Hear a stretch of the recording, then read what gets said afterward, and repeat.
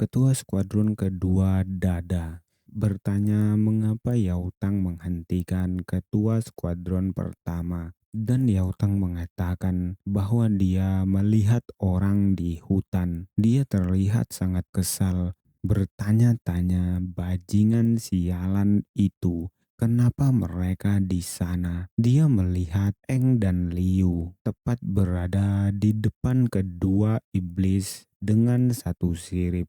Tidak hanya Yautang, Dada juga bertanya-tanya kenapa mereka ada di luar pada malam hari. Ketiga ketua skuadron itu dibuat terdiam melihat Eng dan Liu yang sudah mengalahkan tiga demon tanpa sirip. Melihat tiga demon itu, Yautang menyadari bahwa mereka ingin melakukan misi penangkapan iblis tanpa sirip hidup-hidup di malam hari. Karena siang hari tadi mereka terganggu.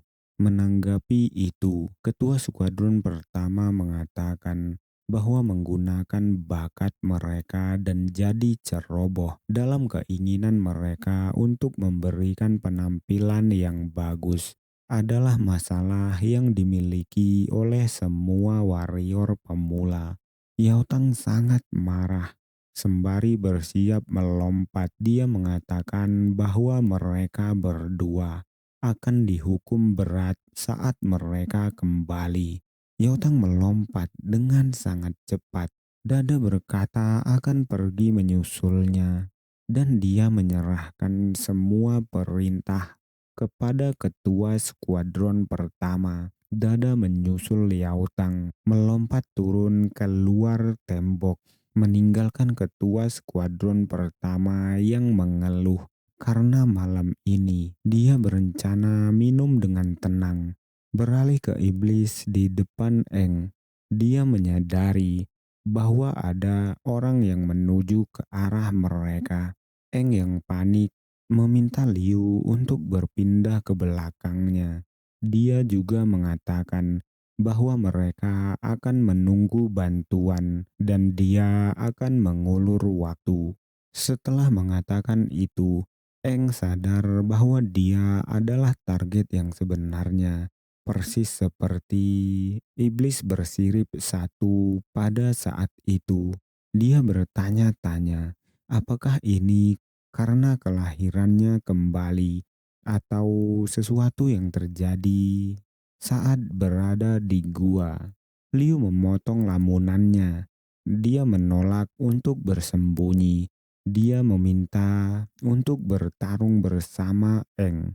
Mendengar itu, iblis itu terlihat sangat marah, bertanya mengapa mereka masih ingin melawan. Kedua iblis itu melompat maju. Iblis merah dengan sangat cepat sudah berada di belakang mereka berdua. Iblis itu mengincar Liu. Dia berkata akan membunuh Liu terlebih dahulu. Tapi dengan refleksnya, Eng mendorong Liu, membuat serangan iblis itu terkena tanah tempat mereka berpijak, membuat tanah hancur seketika. Iblis merah itu memuji refleks Eng yang sangat cepat, tapi tanpa membuang waktu. Saat iblis itu memalingkan wajahnya ke arah Eng, Liu menendang wajahnya. Tendangannya mengeluarkan air, membuatnya terkejut bertanya-tanya, air apa? Ternyata tendangannya dihentikan oleh benang berwarna biru. Menyadari serangan Liu yang gagal, iblis itu meminta Liu untuk melihat. Iblis itu mulai mengikat Liu dengan tali berwarna biru, membuat Liu terlihat sangat kesakitan. Eng yang melihat itu khawatir berteriak, memanggil namanya, tapi tiba-tiba iblis merah berada tepat di depannya, mengarahkan tinjunya sembari berkata, "Kau teralihkan, tidak bagus." Tapi sayangnya, sebelum iblis itu memukul Eng, Yautang datang memukul wajahnya dengan sangat kuat. membuat iblis itu terpental cukup jauh.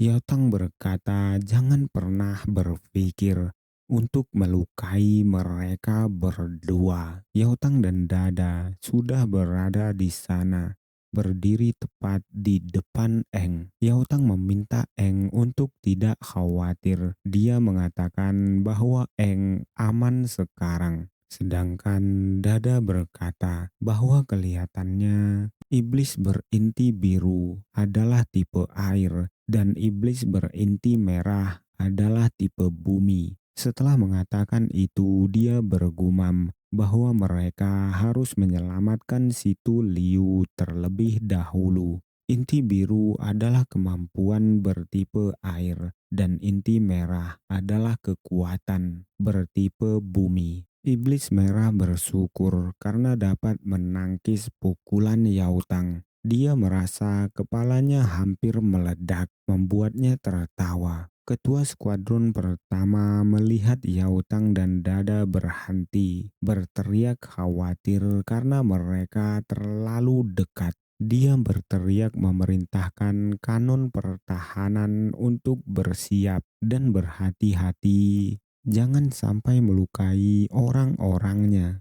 Salah satu bawahannya mendekatinya, berkata bahwa mereka mendeteksi sejumlah besar iblis tanpa sirip menuju ke arah mereka. Mendengar itu, sontak Jul bertanya berapa banyak dan orang itu mengatakan tidak terhitung. Itu adalah gelombang demon. Bulan menjadi merah, tanah bergemuruh. Ribuan iblis mulai maju ke arah tembok, membuat Jul hanya terdiam berkeringat, lalu berteriak meminta alarm untuk dibunyikan, dan semua warrior di dalam kota harus bersiap untuk bertarung. Alarm berbunyi, semua warrior terlihat bergegas, mengerti bahwa itu adalah alarm gelombang demon. Mereka berkumpul di tembok kota. Yautang yang menyadari itu bertanya-tanya, mereka membuat gerakan sebesar itu.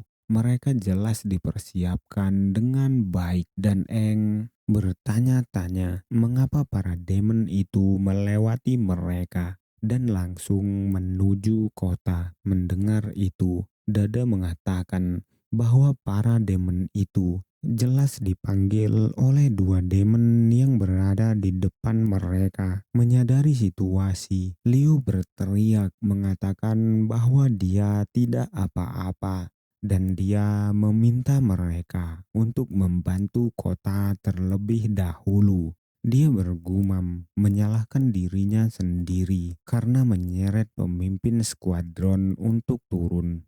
Mencoba menghentikan Liu berteriak. Iblis biru menutup mulut Liu dengan air, sedangkan Yautang, Dada, dan Eng maju mencoba menyerang iblis bersirip itu. Yautang berteriak mengatakan omong kosong. Kalian semua akan kembali dengan selamat.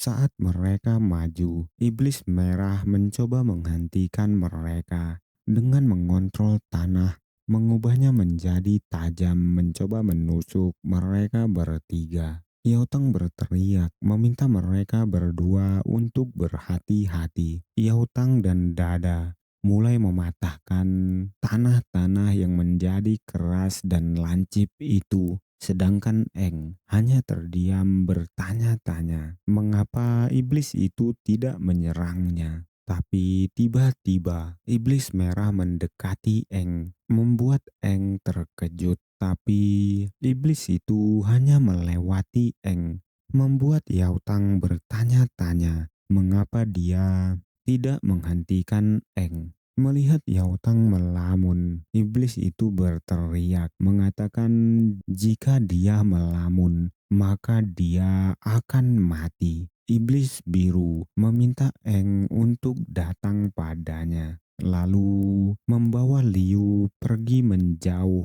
dari Yautang dan Dada. Eng terlihat khawatir, tapi dia berhenti sejenak bertanya-tanya apakah ini jebakan. Mereka memisahkan Eng dan ketua skuadron. Dia terlihat galau. Dia memaksa dirinya sendiri untuk tetap tenang. Dia tidak bisa bertindak berani dengan bodoh sekarang karena kekuatannya saat ini tidak cukup. Yautang dan Dada berteriak memanggil Eng, meminta Eng untuk tidak mengikuti iblis itu karena Eng tidak bisa mengalahkan iblis itu.